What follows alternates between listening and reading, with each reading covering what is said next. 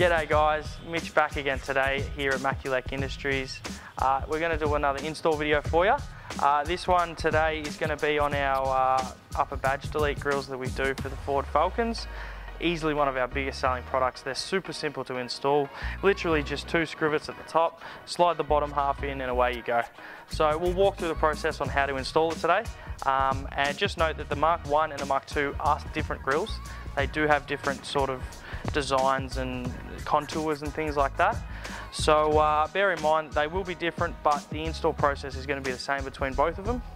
So yeah, follow today's video and whether you get the Mark 1 or 2, it'll be the exact same. So it's a super simple design.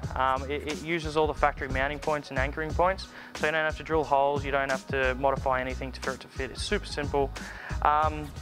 The easiest way to do it, I find, is Phillips head screwdriver and a little pick, or you can use a little flathead or anything like that.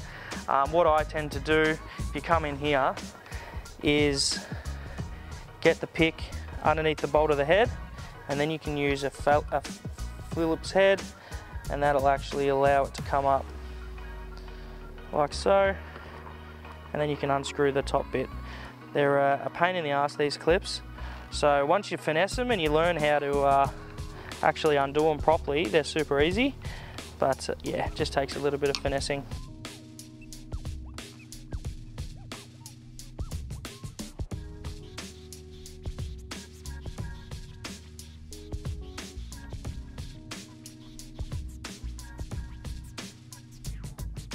Alrighty, so there's a total of 6 screw bits holding down the grill and the radiator shroud. So once you grab them, put them to the side because we will be using them again.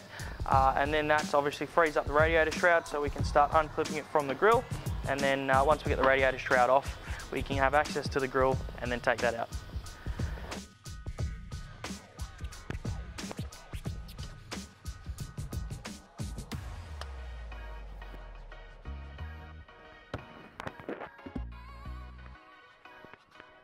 Now, if you come in here, I just want to show you the clips. So these little clips here, that's what connects the radiator shroud to the actual grill itself. So what you want to do is just push in these little clips, and that'll unclip all of those, and then it'll obviously fall away from the grill itself. Alrighty, so we've got the radiator shroud off, and that obviously gives us a lot of access to behind the grill in here. Now, I don't know when it's been put in and when it's not been put in, but what we've noticed out of the hundreds of so grills we'll put in, especially on the Mark IIs, sometimes they put 2 little screws behind the grill that actually bolts the grill to the bumper bar itself. We've installed hundreds of these grills, and about 5 of them that we've gone to install the grill has the little screws there. We don't know why they put them in sometimes and sometimes they don't. But it is what it is. So if you do find that your Mark II has the little screws that hold the grill to the bumper bar, the actual bar needs to come off the car. If you can finesse it enough and get a short stubby screwdriver in there and try and undo the bolt, that's fine. But we find that the easiest way is just to get the bar off, undo the screws, and you can take the grill out. It's super, super simple. But yeah, I don't know why they do it, but it is what it is. So we've just given the front bar a little bit of a tub, just with a rag, wipe down all the dirt and grime that's on the front, just so it doesn't show when you put the new grill on. So we grab the new grill, and it's literally just as simple as sliding it in the bottom, and then those 2 line up on the top. Super simple. Alright, so now that we've got the grill in, we need to finesse it a little bit, just because these things are, depending on your year model, they're up to 15 years old now. So, the bumper tends to sag, deform, and changes slight shape over time. So we've made the grills as best as we can to suit the contours of the bar, but you'll notice on some of them, there's a little bit of gap down here.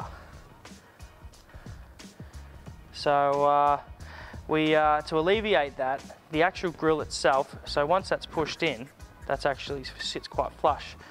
So to alleviate that, what we need to do is actually put a little bit of a kink in the grill itself. These are made out of 316 stainless steel, so they're super robust and they're not going to break. And we actually do it in a UV sort of flexible powder coat. So bending and slightly maneuvering the grill isn't going to affect it at all. What we need to do is just mold the grill to suit the specific bar. As I said, they do sag and change shape over time. So once you do this a couple of times, take it on, take it off, put it on, take it back off, and just slightly maneuver the corners and put it back on until it gets to the point where it actually sits nice and flush and it looks a lot better. Alrighty, so we've taken the grill on and off a couple of times and got it to sit a lot better on our specific bumper bar. As you can see, it hugs the bumper bar really, really well, and it fits very, very, very nicely. So we'll do that to both sides now, and then we'll show you how to put it all back together. We've got the grill sitting how we want it. As we said, just maneuver a little bit and it'll fit heaps better. We make them to a general shape, and then obviously needs a little bit of maneuvering once it gets on each specific car. So we're done with that point now. Now, this one just sits like that. The grill will sit in front of the little tabs that are under the radiator shroud from factory, but the grill itself will sit underneath the shroud fascia. So we'll put that back on. We'll get the other little scrivets in, and we're pretty much done.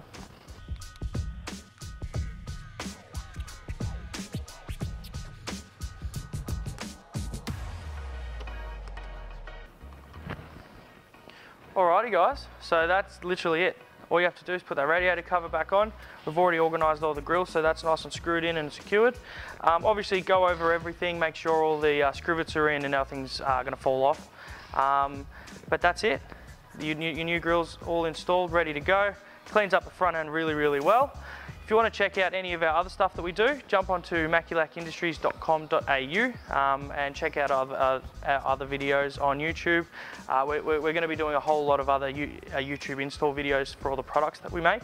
So go check them out, go check the website out, and we'll see you next time.